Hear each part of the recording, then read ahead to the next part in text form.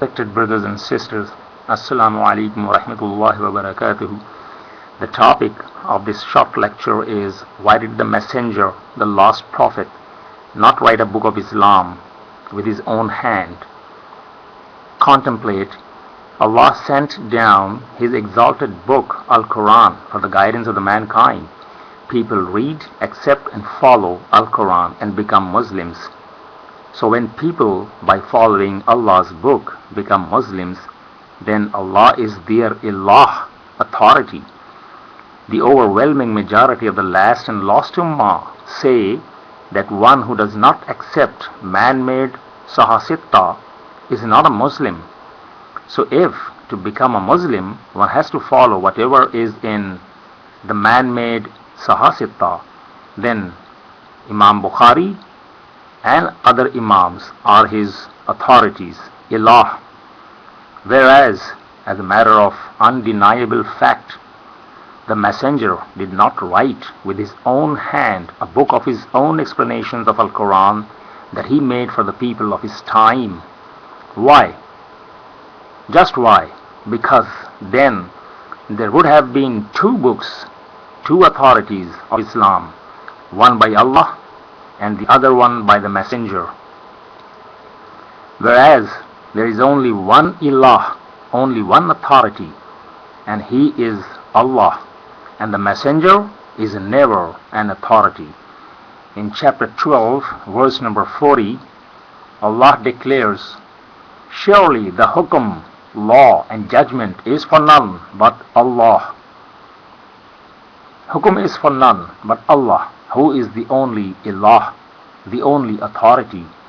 And further, Allah says in chapter 18, verse number 26, He means Allah does not make anyone his associate in his hukum, law and judgment. Brothers and sisters, Allah does not make anyone his associate in his hukum, not even the messenger. Then why would the messenger ever been allowed to write his own book of Islam when he was not an authority? Allah is warning us. Chapter 16, verse number 51. And Allah said, "Do not take for yourselves two authorities, two Ilah.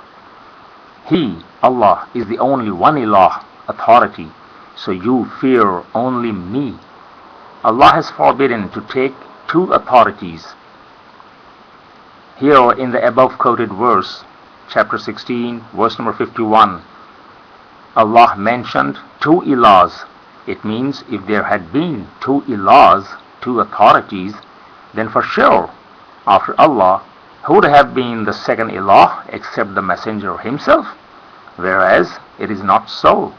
It means that if the messenger is also taken as authority along with Allah, then such people are committing shirk, the same shirk for which Allah always sent his messengers to stop the people.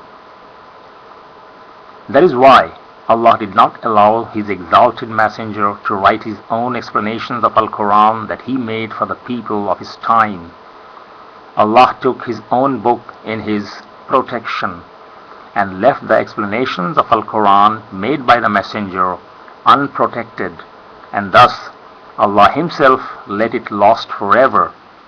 If Allah had willed, he himself would have protected the explanations of Al-Quran made by his exalted messenger, but Allah himself did not will. It is a challenge. No one can ever find the exact words of the explanations of Al-Quran made by the messenger. And if someone tries to find those explanations, he will return with only conjecture, guesswork and falsehoods, because Allah himself willed not to take those explanations in his protection.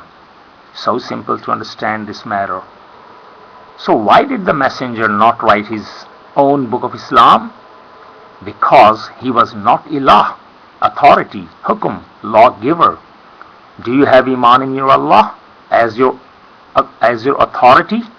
And if you claim to have Iman in your Allah as the only authority, then do you accept whatever your Allah says? If yes, then see what truth your Allah is declaring.